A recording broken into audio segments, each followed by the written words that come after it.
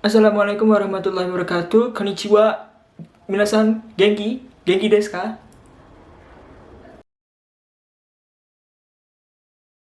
Dino iki rek. Dino iki cah. Rek. Dino iki cah. Aku mau bahas tentang gimana sih pengalamannya setelah 1 tahun kerja di Jepang. Ya seperti yang kalian lihat sekarang aku udah bisa belah tengah. Yuk kak lah. Alhamdulillah setelah 1 tahun di Jepang, setelah sekitar 1 tahunan lah ya di Jepang, aku berangkat dari Indonesia pada tanggal 9 Desember tahun 2020 dan sekarang tanggal 5 Desember tahun 2021. Nah, udah apa aja atau apa ya namanya, hal apa yang telah dihasilkan atau yang telah terlaksana atau tujuan-tujuan apa yang telah tercapai dalam 1 tahun di Jepang.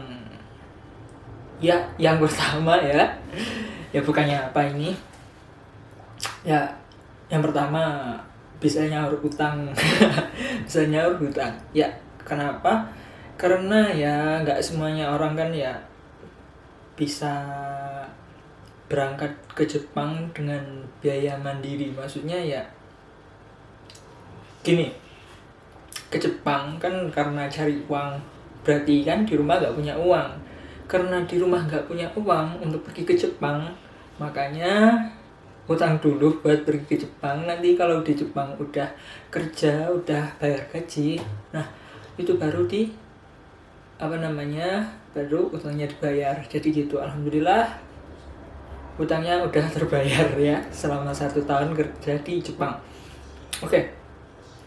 Yang selanjutnya, setelah 1 tahun di Jepang ya alhamdulillah dapat pengalaman dan ilmu yang banyak sekali, bertahan hidup di negara orang yang jauh dari rumah, dari teman-teman juga, dan teman-teman rumah, maksudnya teman-teman yang di Indonesia, dan bahasanya juga berbeda, makanannya juga berbeda, lalu orang-orang sifat-sifatnya juga berbeda, suasananya berbeda, dan masih banyak lagi perbedaan-perbedaan yang kalian tidak temui di Indonesia dan hanya ada di Jepang. Iya, kayak seperti saat ini di sini kan musim dingin ya.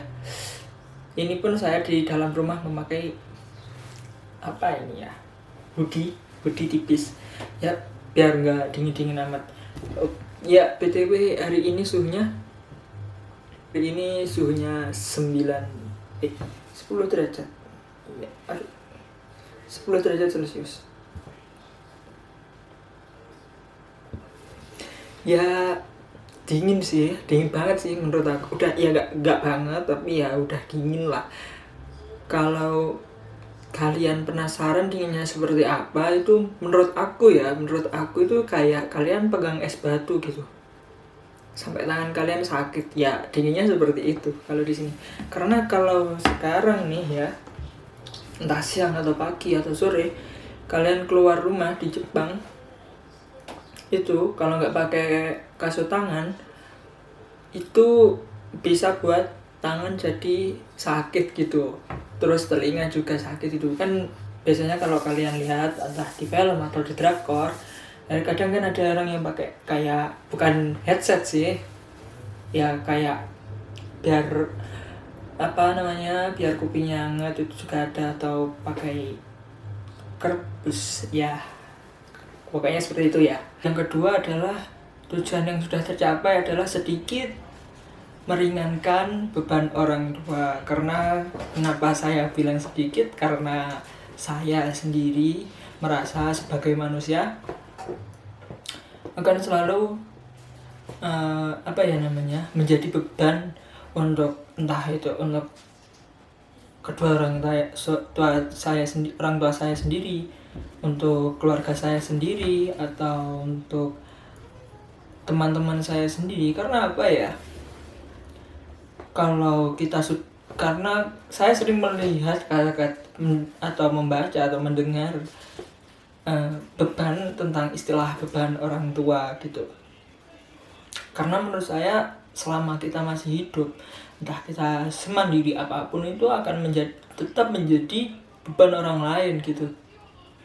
Bener nggak sih kalau kalian pikir-pikir gini, kita mati pun juga nggak akan bisa kan untuk pergi ke kuburan sendiri. Jadi ya menurutku untuk menghilangkan atau untuk tidak menjadi beban orang tua itu kayaknya terlalu gimana gitu untuk penyebutan istilah tersebut. Aku lebih sukanya menyebutnya dengan meringankan beban orang tua. Ya alhamdulillah lah, udah gak selalu minta uang jajan, ya sedikit-sedikit kita bisa memberi ke orang tua. Buat kalian yang ada dimanapun aja ya, bukan yang mau pergi ke Jepang atau yang sekarang sedang bekerja, ya alhamdulillah lah kalau kita semua udah bisa meringankan sedikit beban orang tua atau orang-orang di sekitar kita. Nah, lanjut yang ketiga, tujuannya yang sudah tercapai selama 1 tahun di Jepang, yaitu adalah memberi barang-barang yang diinginkan atau membeli barang-barang yang belum pernah kita beli sebelum punya uang. Nah, ya karena di Jepang tujuannya adalah mencari uang, ya apa yang dulu barang yang kita idam-idamkan dan di Indonesia mungkin atau sebelum bekerja belum punya uang dan belum bisa membeli, kan ya otomatis setelah kerja bisa lah ya, bisa. Alhamdulillah ya, ini salah satu hasil hasil mancal setiap hari, hasil mengayuh sepeda setiap hari, dapat iPad, dapat kamera. Ya bukannya ini sebenarnya gak seberapa sih, tapi kan ya kalau bisa buat beli sendiri atau ya barang-barang yang dulu kita idam-idamkan terus kita bisa beli sendiri, kan itu adalah suatu kebanggaan ya buat diri sendiri. Oh alhamdulillah ternyata aku bisa buat beli hal-hal ini sendiri gitu. Jadi ya apapun yang kita punya sekarang ya syukuri, apapun yang belum kita punya, kalau kita inginkan ya harus dikejar sampai dapat. Oke, semangat semuanya ya. Lalu apa aja sih pengalaman setelah 1 tahun di Jepang? Untuk pengalamannya ya banyak banget. Yang pertama kali aku kerja di di pembuatan suku cadang kapal laut. Nah, dulu kenapa kok saya bisa sampai kerja di pembuatan suku cadang kapal laut? Karena saya dulu diikutkan wawancara di pabrik ini gitu. Nah, alhamdulillahnya, syukurnya itu karena saya dulu sekolah SMK jurusan rekayasa perangkat lunak atau yang disingkat RPL, dan ya jurusannya tersebut itu mempelajari cara membuat software atau aplikasi, dan di sini juga untuk pengoperasian mesinnya menggunakan bahasa pemrograman. Jadi ya alhamdulillahnya saya diterima gitu, karena saya juga tidak bisa gitu RPL itu. Ya gimana ya, semua kan ada hikmahnya ya teman-teman ya. Dulu saya pinginnya sekolah jurusan DKV atau multimedia gitu kan, saya sedikit suka gambar-gambar gitu. Barangkali saya bisa menyalurkan bakat minat saya gitu ke jurusan tersebut. Tapi ternyata saya belum diberi kesempatan oleh Allah Subhanahu wa Ta'ala untuk masuk ke jurusan tersebut, dan akhirnya saya masuk ke jurusan RPL. Dan alhamdulillahnya di balik hikmah itu semua, saya bisa pergi ke Jepang. Dan belum tentu ya, kalau saya mungkin dulu sekolah di jurusan DKV atau multimedia, saya belum tentu bisa ke Jepang. Dan sangat bersyukur sekali, walaupun itu menurut saya salah masuk jurusan, tapi semuanya itu pasti ada hikmahnya. Jadi apapun yang kita lakukan, apapun yang menurut kita ini kok sepertinya melenceng ya apa dari yang inginkan, yakinlah dan tetap berprasangka baik kepada Tuhan Yang Maha Kuasa, bahwasanya semua itu pasti ada hikmahnya. Oke?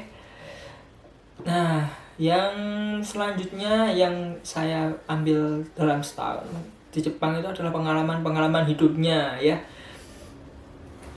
Di sini itu ya seperti saat ini musim dingin, dan musimnya di negara Jepang ada 4 dan sangat berbeda sekali dengan Indonesia yang negara tropis yang terdiri dari 2 musim.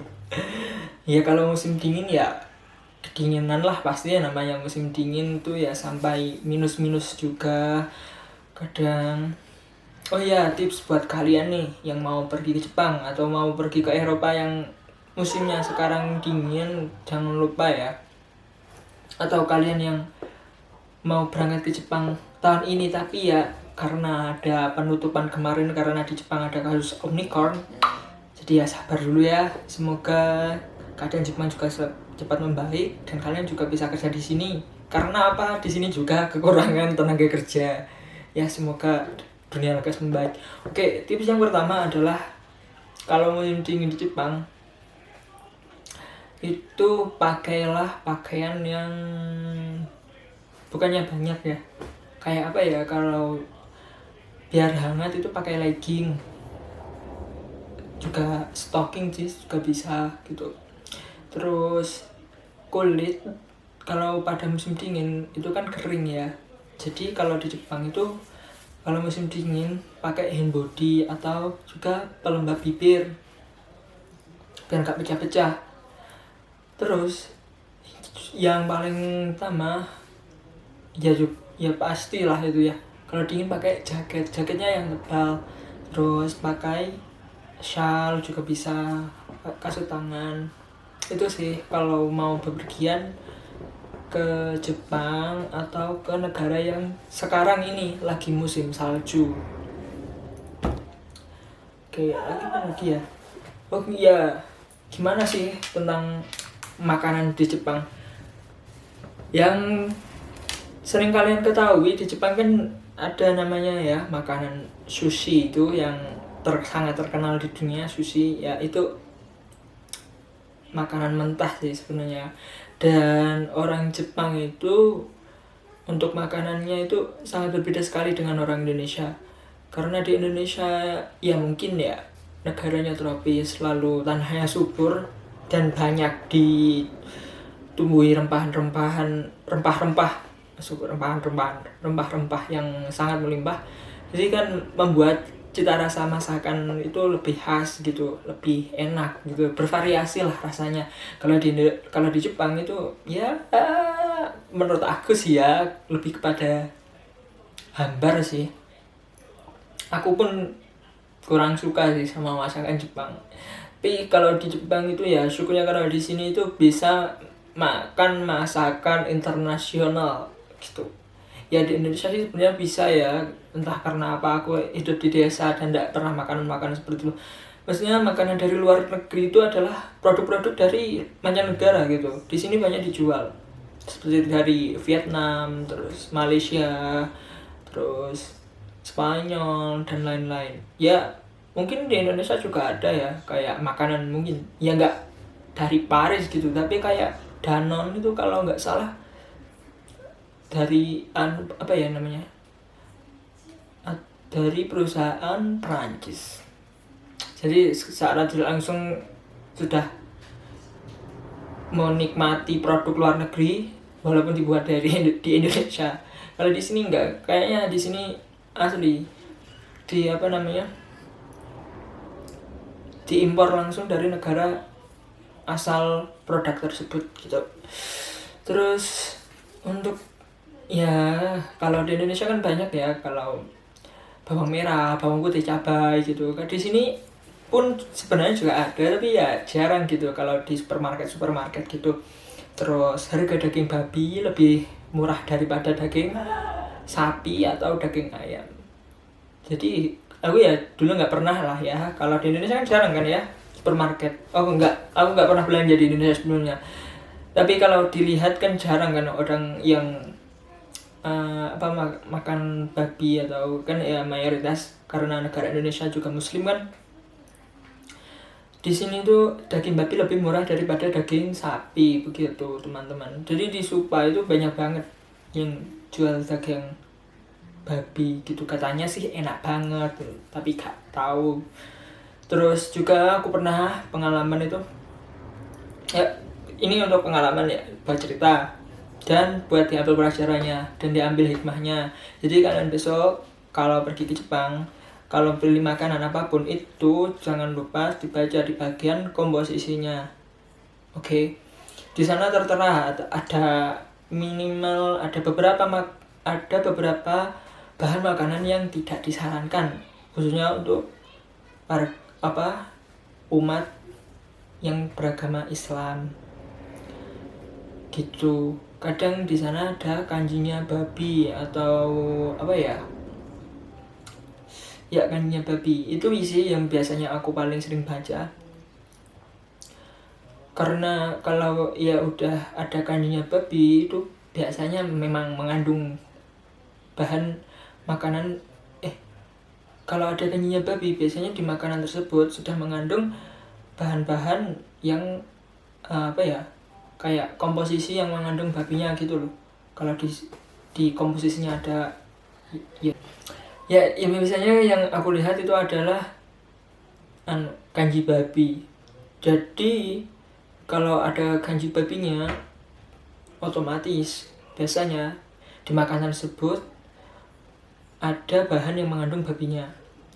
Tapi ada juga bumbu yang saran penyajiannya itu kalau dimasak dengan daging babi itu lebih enak gitu. Jadi jangan yang teliti lah. Kadang juga aku pernah tuh ya, udah beli gitu makanan, mau makan ternyata ada kanji babinya gitu. Ya udah gak aku jadi makan dan aku buang, kan sayang kan. Ya bisa sih dikasihkan ke orang sini, ke teman-teman sini, tapi kan ya aku kayak gimana gitu kan. Kadang kalau udah dibuka, jadi ya harus lebih teliti lagi ya kalau beli makanan di Jepang itu. Tapi di Jepang juga banyak kok, ya nggak banyak banget sih, tapi ada gitu. Kalau makanan halal atau makanan di restoran-restoran yang friendly for muslim gitu, ada banget. Nanti kalian bisa cari sendiri. Oke, terus apa lagi ya? Iya, bahasa juga sangat berbeda ya, tapi gak apa-apa lah ya. Yang namanya juga bekerja kan ada yang harus dikorbankan gitu. BTW aku juga di sini masih orang Indonesia pertama gitu, maksudnya di perusahaanku ini masih orang Indonesia pertama bersama temanku, hanya 2 orang dan bekerja bersama semua, dan di pabrik itu semuanya orang Jepang. Jadi ya aku sangat bersyukur sekali sudah bisa bertahan selama sejauh ini, dan rencananya di sini akan tinggal sampai 2 tahun yang akan datang begitu.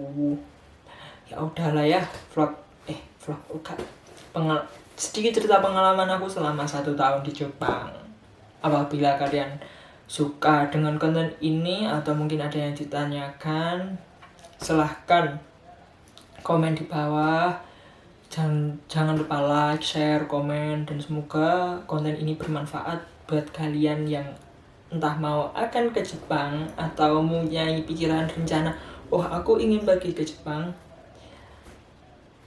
Setidaknya video ini sudah menggambarkan bagaimana sih kehidupan di Jepang selama 1 tahun gitu.